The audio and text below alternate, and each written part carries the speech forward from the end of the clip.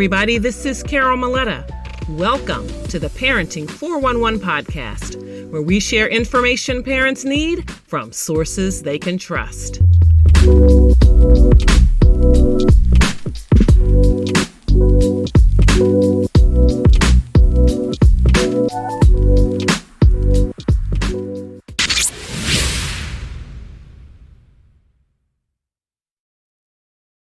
Welcome to another exciting episode of the Parenting 411 podcast. Today, we're going to dive into a topic that's crucial for both parents, and we're going to take a special look at teens today. And this area of concern is metabolic health and weight management. And I'm thrilled to have with me today a true expert, Dr. Paul Kolodzik. Dr. Paul is not only board certified by both the American Board of Preventive Medicine and the American Board of Emergency Physicians, but he also has a remarkable 30-year career in emergency medicine. So having seen the consequences of poor metabolic health firsthand, Dr. Paul now focuses on prevention and reversal of diseases through lifestyle changes. He's the author of The Continuous Glucose Monitoring Revolution, and he's here to share valuable insights on how technologies like continuous glucose monitoring and the prudent use of GLP-1 medications can transform health outcomes. I know a lot of people are going to want to hear about that today. And we're going to discuss everything from those medications and the craze that has come about to the power of continuous glucose monitoring for non-diabetics and pre-diabetics. Dr. Paul will also break down how reversing insulin resistance can help prevent conditions like hypertension, high cholesterol, and prediabetes. So whether you're looking to improve your own health or guide your teen toward better habits, this episode is packed with actionable advice. Thank you so much for joining me today, Dr. Paul Kolodzik. It's a pleasure to be here. Thank you, Carol. Yes. So why don't you share how you transitioned from being an ER doctor and shifting your focus to metabolic health? Sure. It's actually took me a while to understand what was causing most disease in the United States. So again, I've worked in the emergency department for 25, close to 30 years now. And what gets all the press in the emergency department is the overdoses and the gunshot wounds and the multiple traumas. But what emergency physicians see every day, day in and day out, are the vascular issues that are related to high blood glucose primarily, and obesity, all the musculoskeletal issues we see related to obesity. So Okay. patients come into the emergency department with an acute crisis, maybe that's a heart attack or a stroke, but the pathology for that has been brewing for years as a result of vascular inflammation, which is basically the lining of the blood vessels becoming inflamed and then being clogged up. So, we see diabetics with peripheral vascular disease. People can lose their leg over that, or kidney failure and have to go on dialysis. And so after recognizing that, I decided a few years ago to try to become proactive as opposed to reactive in the emergency department and opened my metabolic health and weight loss clinic here in Ohio. Awesome. And why don't we talk about what caused the epidemic here, particularly in the States, of obesity and diabetes, especially among parents and teens? What do you think? Sure. I have a perspective on this, and this is my opinion. I believe it's correct, Okay. but this is what I believed happened in the U.S. And I don't know if you're old enough to remember this, Carol, but I am. And that is that the food pyramid came out in the 70s, and we were told that cholesterol and fat were public enemy number one. For generations, we had eaten a relatively low carb, moderate fat, higher protein diet. And that turned on a dime when the food pyramid came out in the 1970s, when we took our carbohydrate intake from 25% of our diet to 50% of our diet, literally over a period of 10 years or so. And of course, we decreased our fat during that period of time. What happened subsequently, people need to think about a lot because it's not what we've been taught. What happened subsequently was the obesity of epidemics. Food pyramid came out in the 70s. The obesity epidemic took off in the 80s and 90s, and then diabetes followed that. And I believe that was a direct result of us changing our diet from what we had eaten for generations to a higher carbohydrate diet. And so the focus, was we have to reduce our fat, we have to reduce our cholesterol.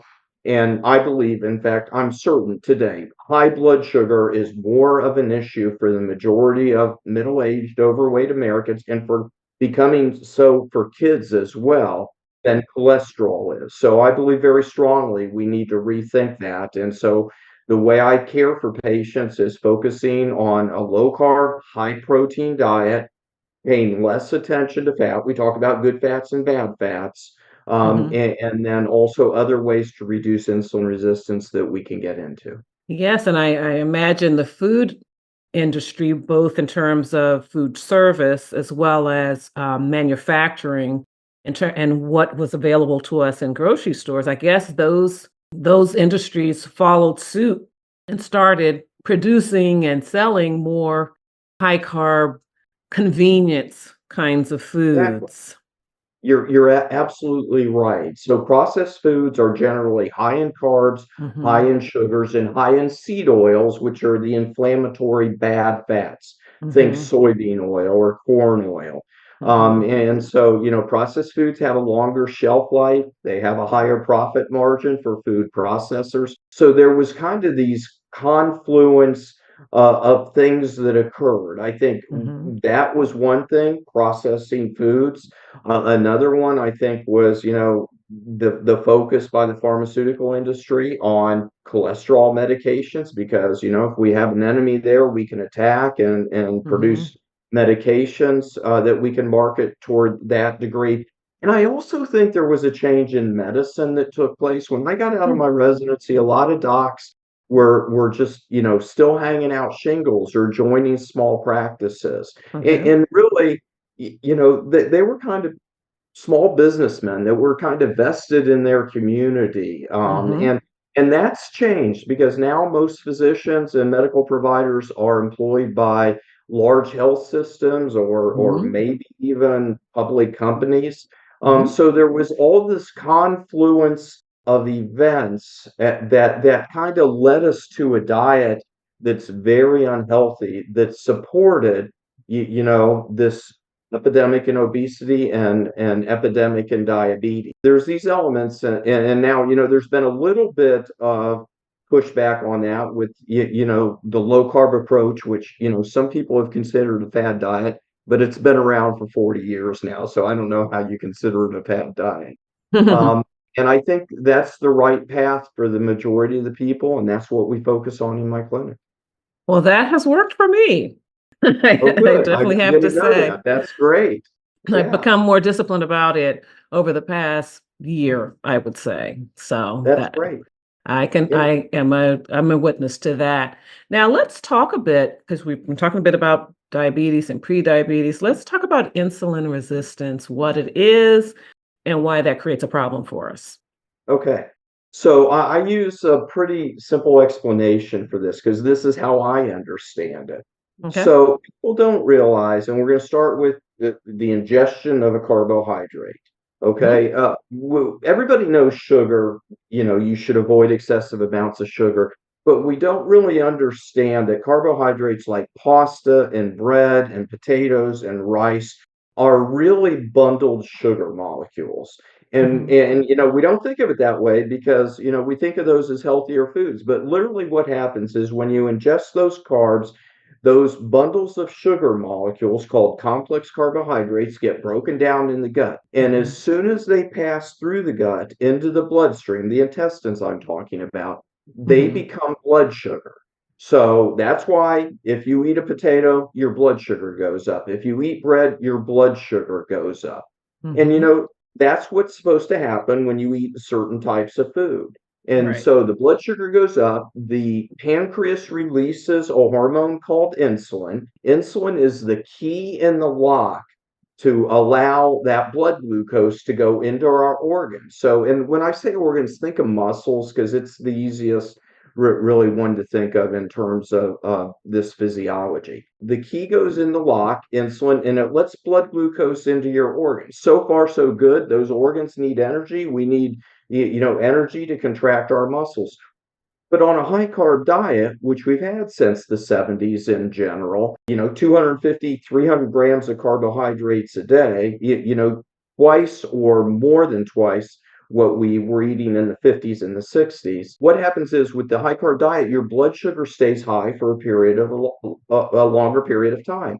Right. What those organs then say to insulin is, we aren't going to listen to you anymore. We've got as much energy as we need right there in the bloodstream. We've stored a lot in our organs by another complex carbohydrate molecule or glucose molecule called glycogen. So those organs have all the energy they need. So they say, insulin, we are not going to listen to you anymore. That's what insulin resistance is. The Okay. organs are resisting the signal from insulin. And so Okay. what happens? Well, if that blood sugar keeps rising, it becomes toxic. So Okay. something has to happen to that blood sugar. What happens is it goes to the liver and gets converted to fat. And then it gets deposited around the middle. And that's the reason for the majority of obesity in this country. It's not because we eat too much fat, it's because we eat too many carbs that get converted to blood glucose and then get converted to fat in the liver. People have heard of fatty liver disease. That Yeah. is some of that fat that just stays in the liver. That's what insulin resistance is. It's basically the organs deciding to resist the signal from insulin. And we can talk about then how you reverse insulin Well, resistance. yeah, I would love to hear about that, and I'm sure a lot of folks would. So go into that. Okay, well, if you have gone low carb and you've lost weight, it likely means for the majority of middle-aged and younger Americans, it also means that you've probably had some insulin resistance that you've reversed. So how do you reverse insulin resistance? Well, you lower the carbohydrate intake.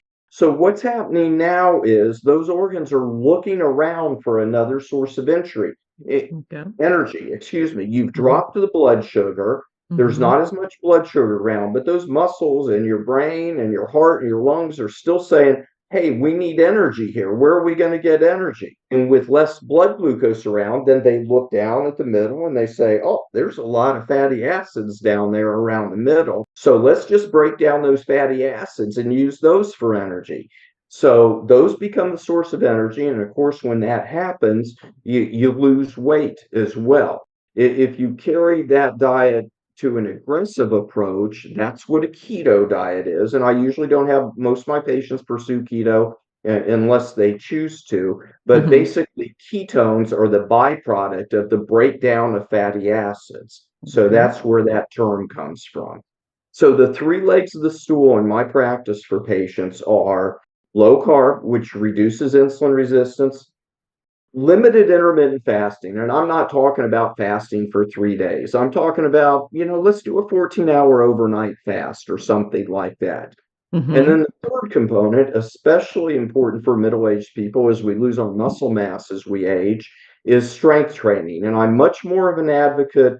It's not that I ignore cardiovascular fitness, but for most people, you need to increase muscle mass Hmm. because you lose muscle mass as you age.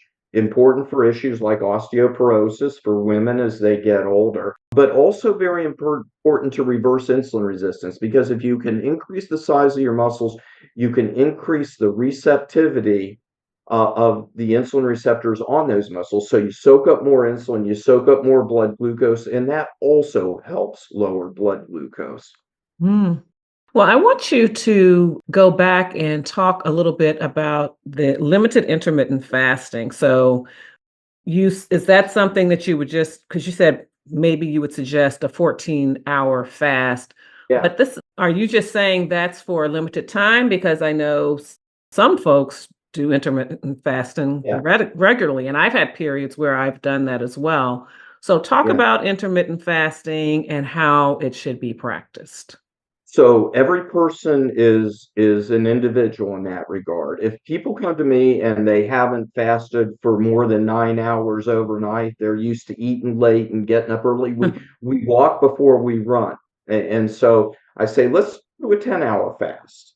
And then once we have success there, or if they fasted some before, we move on to 12 hours. Most of my patients fast 14 or 16 hours most days. Now, if you have a special occasion where you're going out for dinner or you're going out with your family for breakfast on a weekend, it's like it doesn't have to be every day.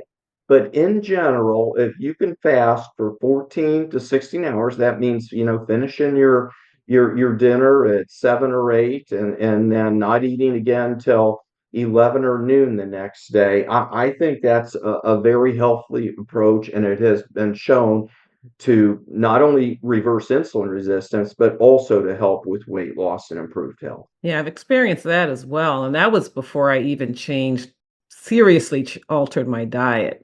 I saw results there with intermittent fasting. Haven't quite been able to make it up to 16 hours. That's a Yeah, little too much for me, but, I have done it. Some at good. maybe 14 hours and 12 Yeah, hours. yeah, So that's great. now, let's talk about these GLP-1 medications that everybody is hearing about, and so many commercials about them Yeah, now, yeah, and so many different names too. I didn't sure. realize there were so many out there. So Yeah. talk about it. Like, as a matter of fact, what does GLP stand for? And talk about how it works. Sure. Can I mention the continuous glucose monitors first? Because that's how we kind of build into the GLP-1s. Is that Sure. okay? Yeah, Okay. absolutely.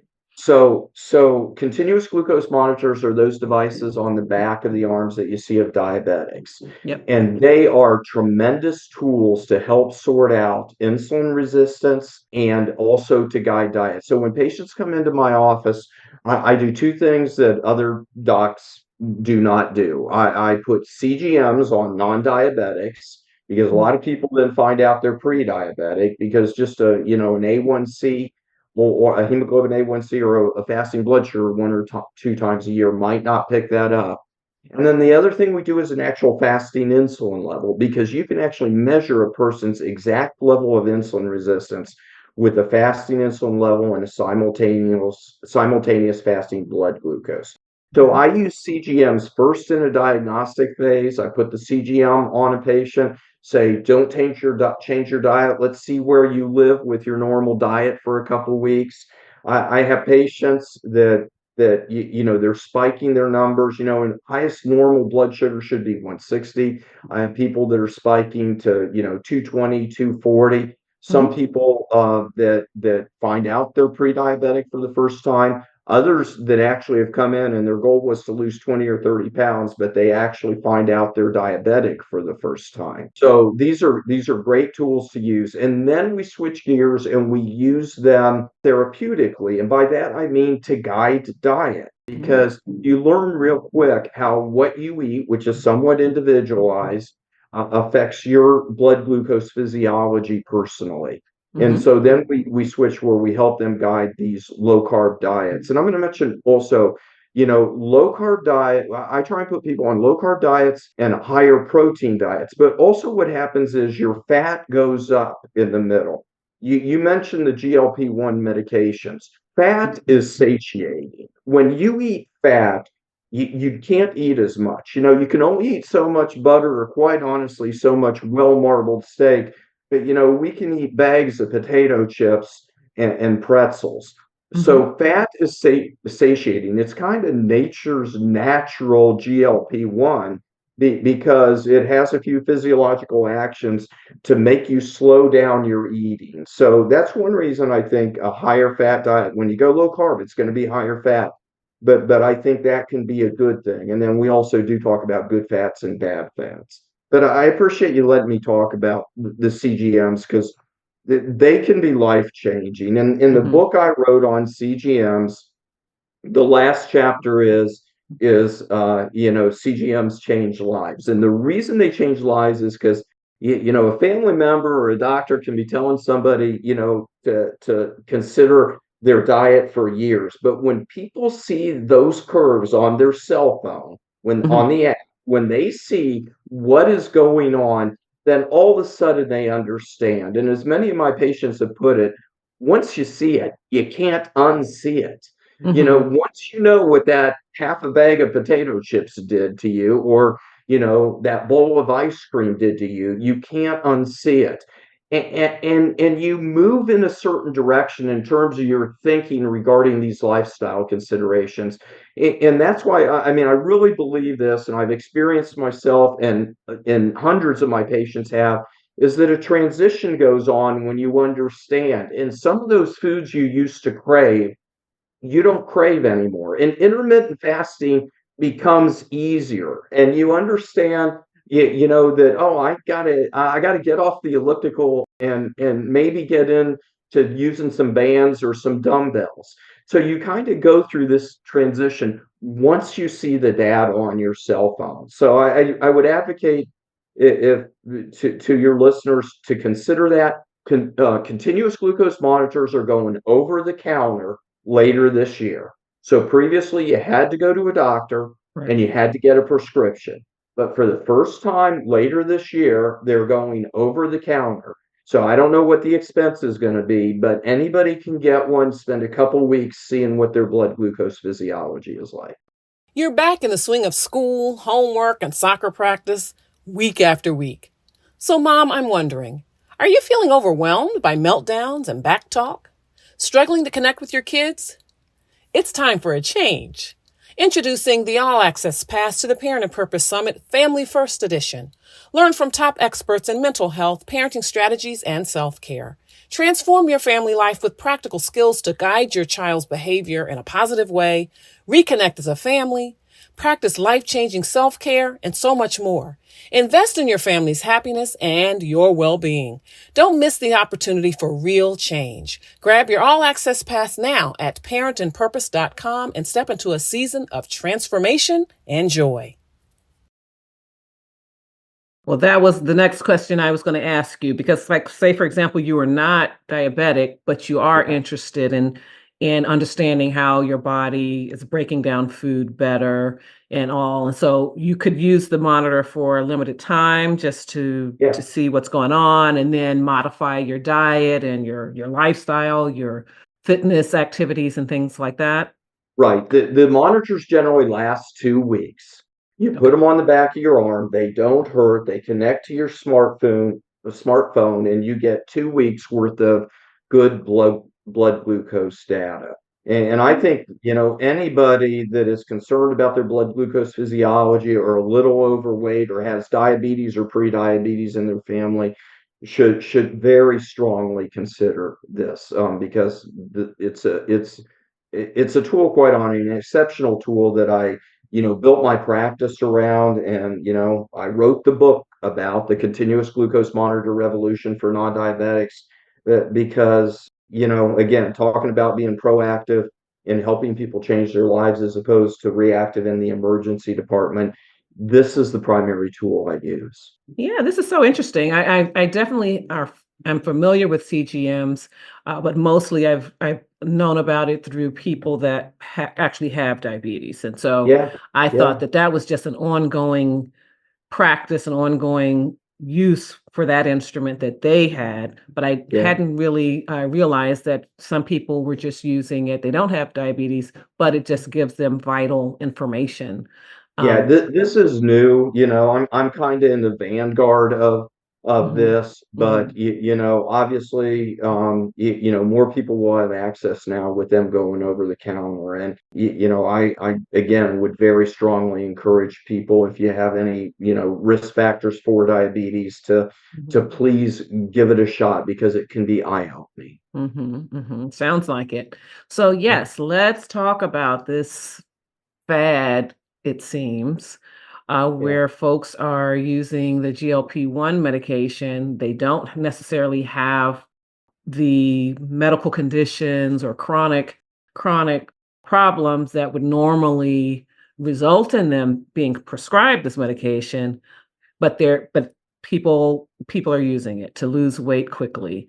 Let's yeah, talk about that a little bit. Well, you did share a little bit about how it works, yeah. but do you feel that they're being used excessively? How do you feel? What do you think about people purchasing it when they don't have those Well, pre-existing conditions that would normally yeah. warrant it. Well, first of all, there are criteria for the use of these medications. Okay. And that criteria is a body mass index of 30 or higher with Hmm. no health problems, or a body mass index of 27 with or higher with some kind of metabolic health issue, which would be like hypertension, pre-diabetes, fatty liver disease, sleep apnea. And these medications should not be prescribed to the people that don't meet the pharmaceutical companies and the FDA's criteria for prescribing them. And you're right, there's a mania out there now. And I've had Hmm. patients come to me with a BMI of 24 that want to be a BMI of 21. And that's just not, it's not appropriate.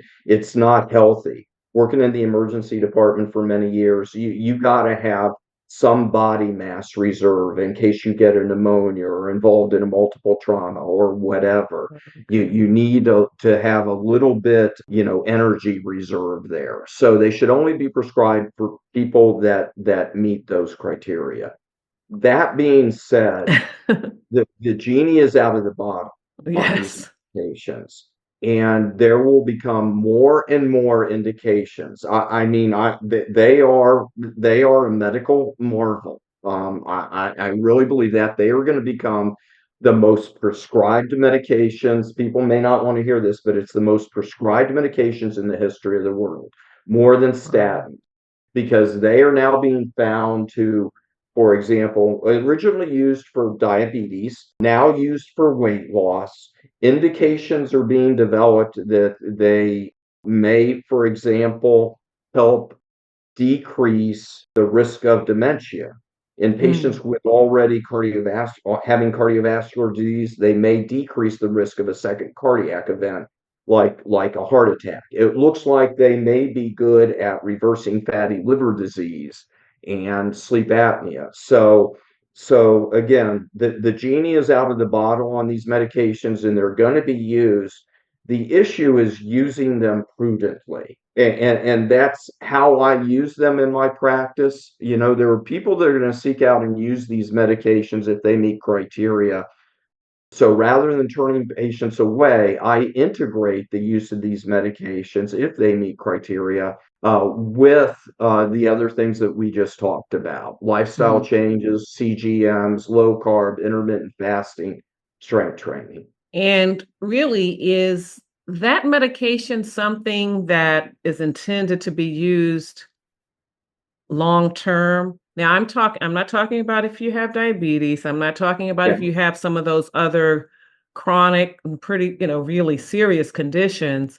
But yeah, say it really does start off where someone just wants to lose a little weight. Maybe their BMI is a little high.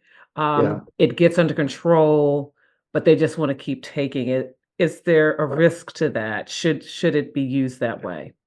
Well, so the risks associated with the medicine, the primary risks associated with the medicine are side effects. You've heard about the nausea. Fortunately, in my practice, I haven't seen many serious side effects at all. Usually people do get nausea, but it usually does, maybe a little constipation. It usually doesn't get a lot worse than that. The long-term risks are muscle mass loss, because when you're on these medications, you think, I'm losing weight. That's great. But you're also losing muscle mass as part of the weight you're losing. And of course, this is where strength training comes in and high protein diets come in, because if you're getting your protein and you're doing strength training, you can counteract that. And then the other risk is weight regain when you go off. The original study showed that you would regain about 60% Oh, wow. of the weight that you lost. My belief is, and different practitioners have different opinions, but my belief is that most patients that come to me don't say, "Hey doc, I want you to put me on medication and I want to be on it for the rest of my life." I think that that's preferable. It's preferable not to do that. And I think if you use these medications to get a jump start, Yeah. or if you're lost 30 pounds and now you're going through a stall and you want to lose another 20 pounds, prudent use of these medications, which in my mind means low to moderate doses for a limited period of time, is appropriate. And that's how I use them. Unfortunately, a lot of stuff is going on out there right now with the internet sales of some of these products is to just get people on the medication and keep them on the medication for a long time, because then you got a long time customer. But that's not in the best interest of the patient. I think the best interest of individuals for overall health are the lifestyle changes we discussed, and then prudent use of the medication.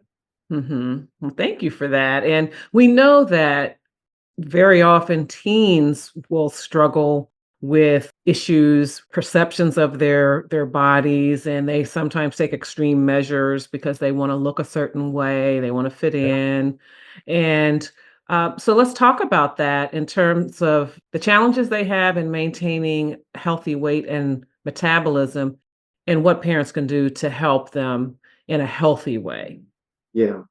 So great question. And I think the most important thing parents can do is, number one, lead by example. Okay. And I think leading by example, in my mind, in this day and age, includes, and I just believe this, so I'm going to say it, includes a low carb diet, Mhm. and, making sure you're doing some type of activity that is appropriate to maintain your health. And of course, in my Mhm. mind, again, that includes some cardiovascular, but an emphasis on strength training. So I think that's number one, what a parent can do is lead by example. And again, if we didn't have the teenage obesity problem that we have, then there might be an argument that a higher carb diet is more appropriate. But I've had dozens of teens that have come to me that we have treated with the same regimen. They're very data driven, so they love the CGMs. They love to see the data Mhm. and where they are. So leading by example, I think, is a great approach. The other thing is, I think that parents should make sure their kids understand basic nutrition, Mm. and that includes just what is a carbohydrate? Carbohydrates, we didn't talk about it, but carbohydrates are the complex carbohydrates we talked about, sugar and fiber. Okay. What is a protein? What is a fat? What is a good fat that has omega 3s in it? And what is a bad fat that has omega 6s in it? The answer to the omega 6 question is avoid seed oils, like we talked about, and don't eat fried fast food. If you can avoid, seed oils and fried fast food, you're going to avoid the majority of the bad fats. So just, lead by example and begin to educate your kids regarding what basic macronutrients are, because once you start understanding that, then you get more vested in that process. And all the forces are pushing us in the other way, the fast food and the grocery aisles that are filled with Mhm. processed food. Right. The third piece of advice I would have is just teach your kids to eat whole food. Okay, Right. what's whole food? Well, a steak's a whole food. Broccoli is a whole food. Even though Mhm. it's high in carbs, a potato in moderation is a whole food. Mhm. It doesn't come in a package that's been processed. By and large, the fewer ingredients on the label, the better.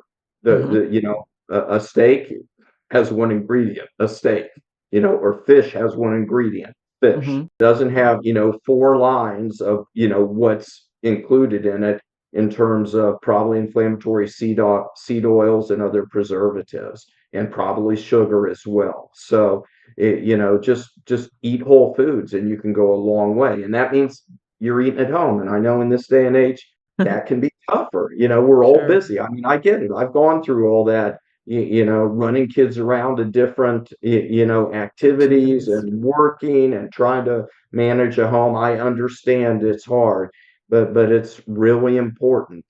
Mhm. Mhm. And so it sounds like you have worked with teens and have had some success in helping them to turn their health around using CGMs Yeah, and it's lifestyle it's changes. very satisfying.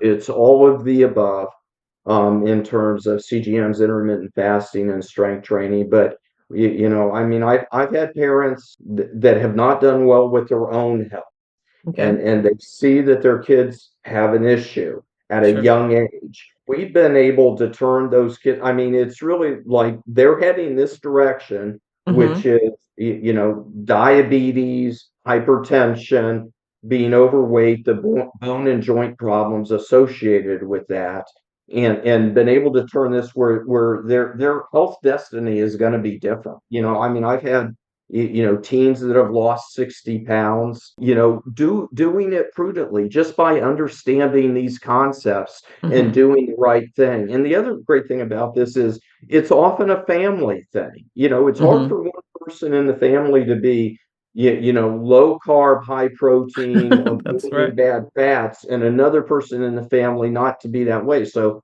we have family sessions. It's like, let's talk about this because, mom and dad, it's going to be hard for your 16-year-old to embrace this if you aren't doing it as well. Right, right.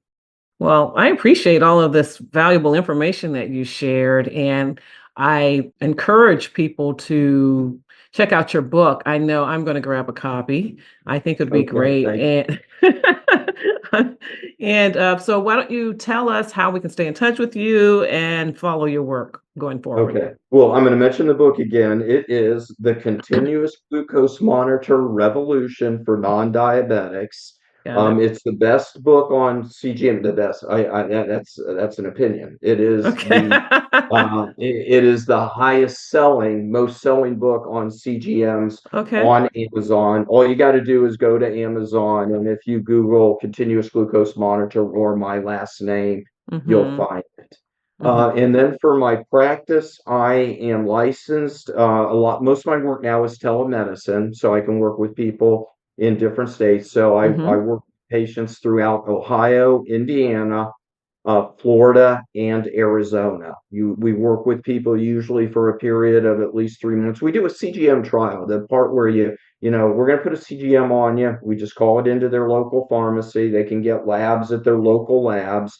Then we review all that data. We get back together with them and review that data and put a plan together. Yeah. So again, if patients live in those states, then I'm able to go ahead and treat them. And I'm on social media as either Metabolics MD or my last name, Kolodzik. And you'll find me on Twitter and LinkedIn and Instagram. Awesome. Awesome. Thank you so much for this. Again, possibly life-changing information for someone out there listening. So I definitely appreciate you taking time to join me today. And I encourage all of our listeners to definitely like and subscribe to the podcast, share this podcast episode, as well as the podcast with your friends and family, because it really can be a game changer, especially in terms of health. And we all know health is wealth. So this was very interesting, a very important discussion for us to have today. And remember, head on over to mothersworkthebook.com. That's mothersworkthebook.com. You can grab a copy of my mini motherhood memoir, Mother's Work, Pearls of Wisdom and Gems from My Journey. And I also have some other goodies for you, a free webinar and workbook on parent-child communication, and a few other things too. So it's mothersworkthebook.com. Head on over. And as always, remember, it is never too late to be the parent you want to be. Thanks a lot for listening, and I can't wait to talk to you again next time. We bring you this episode for the purpose of information and entertainment only. It is not the intent or purpose of the Parenting 411 podcast or Carol Maletta to provide an exhaustive reference or guide on all aspects of parenting, childcare, and family life. You are strongly encouraged to read all available information, consult medical or other appropriate professionals, and pursue all reasonable means to learn as much as possible about parenting to complement what you gain here, and then tailor the information to meet your individual needs. Yes, parenting is a serious matter, though it is not an exact science. The context and insights offered in this and every episode represent an account of knowledge and personal experiences of the host and any featured guests for the viewers' and listeners' information and consideration. The host and guests do not guarantee to our viewers or listeners any specific parenting outcomes from this episode or taking actions described here.